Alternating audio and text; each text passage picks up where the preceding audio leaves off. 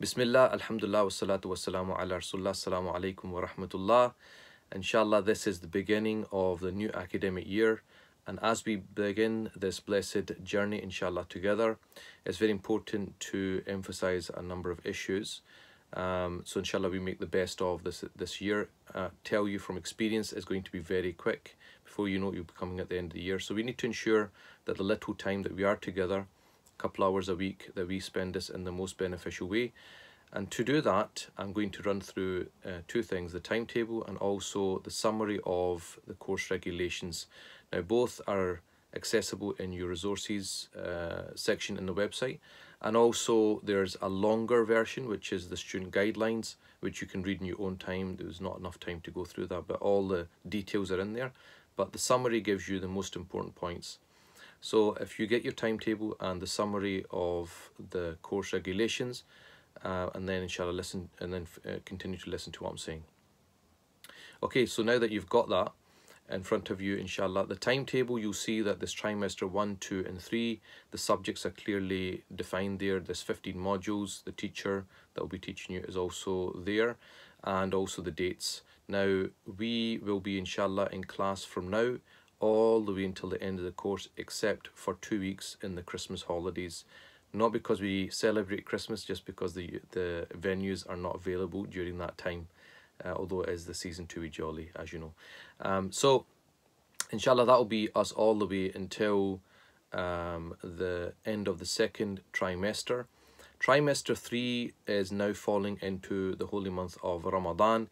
So even if we did run the classes, we'd only get 1 or 2 classes in before Ramadan comes in. So we made the decision this year that those classes will be online classes. You'll get high quality video recordings of those classes, inshallah ta'ala. So you won't miss out in any way, inshallah. And that will be, you can do that in your own time, because obviously Ramadan, the fasts are long. People sometimes prefer to do it during the day. Some people prefer to do it after iftar.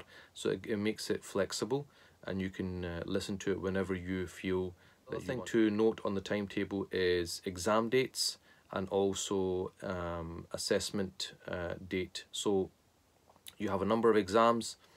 Not every subject is examined. Usually, if you look at your timetable, the third subject is usually a non-examinable subject. The subjects on trimester 3, which are going to be online, they're not assessed, so you're free to kind of access them in your own time, but they're very important in terms of completing the course. So inshallah, make sure that you do that. Trimester 1, trimester 2, you have certain subjects which you'll be examined. There'll be some subjects which have an assessment, so that means you can do it in your own open book. So you basically have a certain amount of time and you can do it in your own time, so there's no exam pressure as such. We've got a balance of exams and assessments because some people are better at exams, some people are better at assessments. In terms of the whole idea of having exams and assessments, this is really just there to push the student to review material, because we know from human nature, if we say, look, that's fine, go over your notes, people will go over their notes, but it's very easy to just say, I'll do it next week, or I've got other things on. But when you have that exam coming up the next week or an assessment to hand in, you push yourself to review the material. That's just the nature of the way we are now and the world we live in. That's how we've been educated, and that's the system we know. But in terms of, from my perspective, exams, that's the only purpose, because if you get 100% or whether you get 60%, it doesn't really mean that the person that's got 100% knows the subject a lot better than the 60% person, because it's not just an academic process that we're doing here. The benefit of this knowledge is twofold. One is change in your behavior. So if you got 100% but you haven't changed in your behavior, then have you purely benefited? The second thing is retention, that you have to be able to retain what you've learned. So somebody at 60% might have passed the exams and has better retention, so a couple of weeks later can answer questions. Person that got 100% maybe not. So don't get fixated into the exams, or I got 5% here, or my friend got 10% more. Don't get fixated into that. That is not the purpose. The purpose of this course is, inshallah, to learn sacred knowledge. So at the end of the year, if you can turn around and say to yourself, I'm a better Muslim, I'm a better person, I understand more of my faith, I can worship my Lord in a better way, then alhamdulillah, I am more than satisfied, even if you got 0% in your exams. Okay, so the exams are important if you want to get a completion certificate at the end of the course. If you're not interested in a completion certificate and you just want to benefit, that's your choice. You can choose not to sit the exams, but you will not get a certificate at the end of the course. So that's entirely up to yourself. So if you look at your course regulations, the summary now, so it will tell you that there's an attendance. Now the attendance rate is basically 2/3. So trimester 1, trimester 2, you will have 24 weeks of learning, and 16 weeks of those you must attend. So that means you can miss a maximum of 8 weeks. Any more than that, then you really miss more, almost half the class. So then it's really difficult to say that you've actually attended. So 8 weeks is the maximum. Now, if you go over that for whatever reason, then a 10% penalty will apply to all of your exam and assessment results. So you can, so if say you've missed 9 weeks or 10 weeks, something happened in your life and you couldn't attend, you can still pass. However, you'll be penalised because of the lack of attendance. So inshallah, please ensure that you do attend, and when you attend, you have to sign the register. So when you sign the register, we have a record that you attended. If you do not sign the register, then we will assume that you have not attended, and we don't get into situations where you're emailing in, I was there and I wasn't there. Please just sign the register so that we have a record that you have attended class. Like I said, trimester 3 will be an online class, inshallah. So then it goes on to your summary, goes on to assessments. Students are required to pass all exam and homework type assessments for completion of course. So you need to pass everything if you want to get the certificate. Every exam you have 2 attempts. Okay, you have 2 attempts. So for whatever reason, if you go to your timetable, exam date 1, if you couldn't attend that, you were out of the country or whatever, something happened, there was a death in the family, it could be anything, right?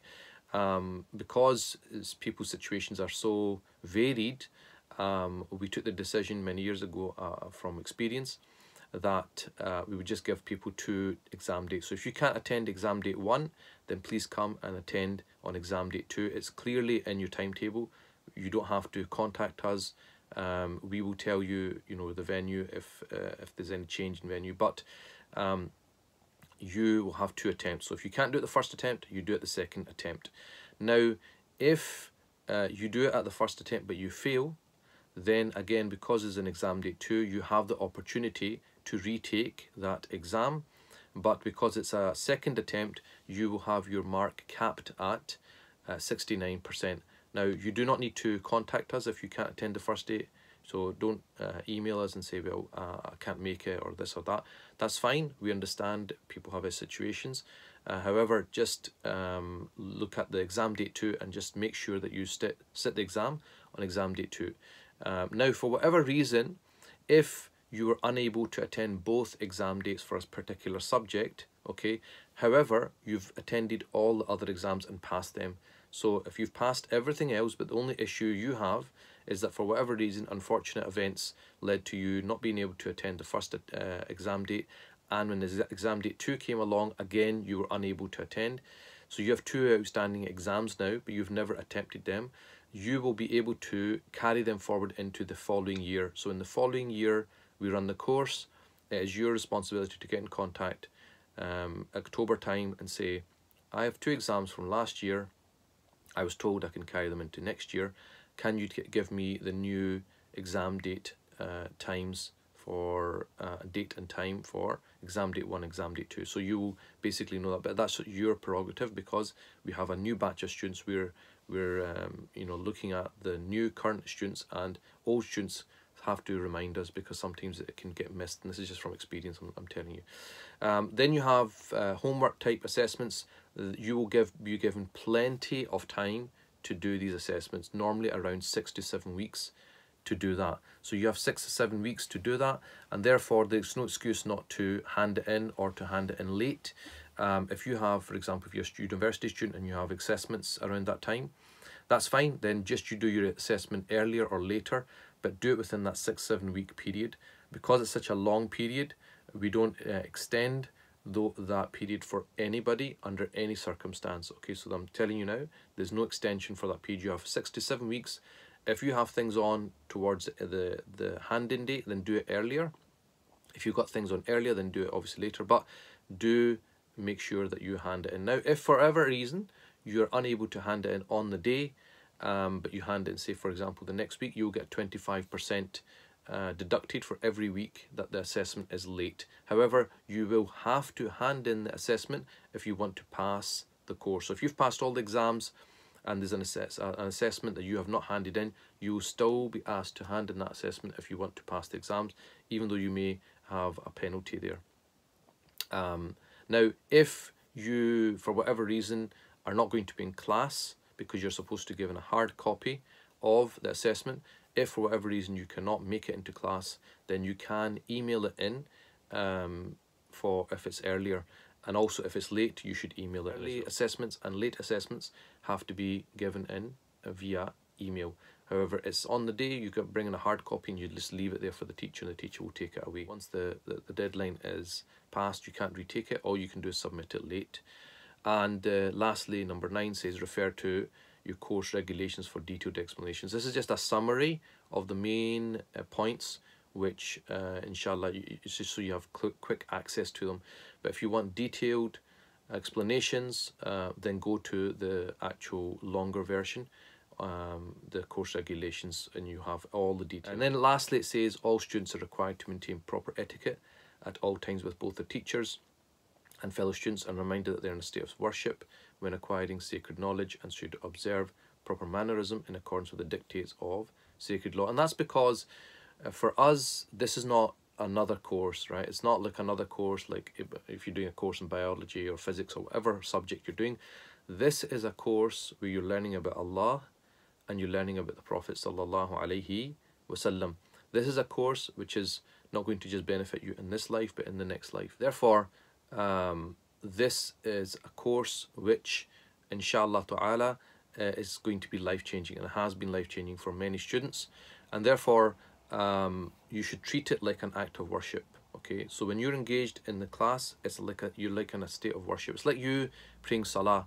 So you should try to be in a state of wudu. In fact, in the Shafi school, they mention that to seek knowledge is more virtuous than praying extra prayers and fasting. So in other words, if somebody was in the room next to us where we were learning and they're praying salah, okay, for 3 hours, and we're engaged in sacred knowledge, our closeness, our reward with Allah subhanahu wa ta'ala is a lot greater than that person. Okay, this is because good is of two types. One is that it benefits you, so that prayer is benefiting that person, but knowledge is going to benefit you and it's going to benefit other people. So for us, this is an act of worship. So just like you go to the masjid, if you went to the mosque, how would you behave in the mosque? You'd be in a state of wudu. How would you dress? How would you conduct yourself? Your mannerisms, right? It's obviously different from your normal life because you're in a sacred place.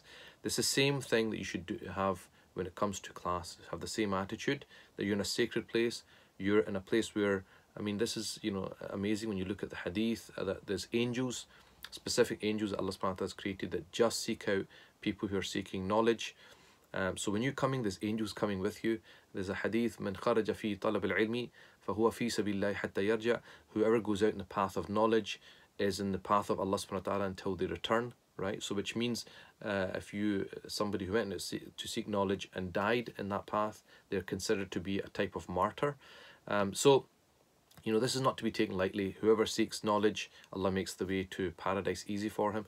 So you're in a heightened state. There's angels around you. You're in an environment of light. You're in a state of worship, inshallah ta'ala. Your good deeds are multiplying. Your heart is getting cleansed. So because of that, you don't want to ruin that by not having the right attitude. Try to have that kind of mindset that I'm in a state of worship here and I need to behave accordingly. Recordings of lessons are not allowed, so please do not record and share. By all means, with the things that you've learned, you can share with other people, but there's no recordings allowed. Questions should be on the subject. So if you're learning about purification, then please stick to purification. Do not ask questions on marriage. We have a module on marriage. You can ask the questions when it comes to the time. So basically we have a lot of stuff to get through, and we can't have random questions. We have to make the questions restricted to whatever that lesson is talking about. If it's stuff about lessons that are coming up, please wait till the lessons that come up and then ask that question. Normally the questions, because of time constraints, we prefer that they're written and given to the teacher. However, it's up to the teacher. If they feel they have enough time, they may open it up to class. That's at the discretion of the teacher. When signing the register, do not sign for other people, just sign for yourself. Log on to the iSyllabus website to keep up to date with anything that's happening, any updates. Also be obviously punctual with your lesson times, inshallah, because there's so much content. We have to be very strict with our time, so we need to start on time, we need to finish on time. And also save this save the timetable and also the regulations onto your phone, so you have access to it at all times. Inshallah, this is I'm always excited at the beginning of the year, because new students, a new journey, and having done this for many years, you'll see that every week when you come out of class, you'll feel something you've never felt before. And myself, just teaching it, I always feel I feel buzzing when I come out of a class, because you're just being in a state of 3 hours of worshipping Allah subhanahu wa ta'ala, learning, you know, developing yourself as a person. Sometimes you have new insights which you never had before. There's a cleansing of the heart going on. Like I said, there's angels with you who are accompanying you. All of these things that are going on which you can't see, and that contributes to how you feel. So may Allah subhanahu wa ta'ala make this a blessed year. Inshallah, whichever city you're studying in, may Allah subhanahu wa ta'ala give you tawfiq to learn this knowledge, to implement it, to spread it, and ultimately become a better Muslim, inshallah ta'ala. Wa sallallahu ala sayyidina Muhammad wa alihi wa sahbihi wa sallam tasneem kathira. Alhamdulillahi rabbil alameen.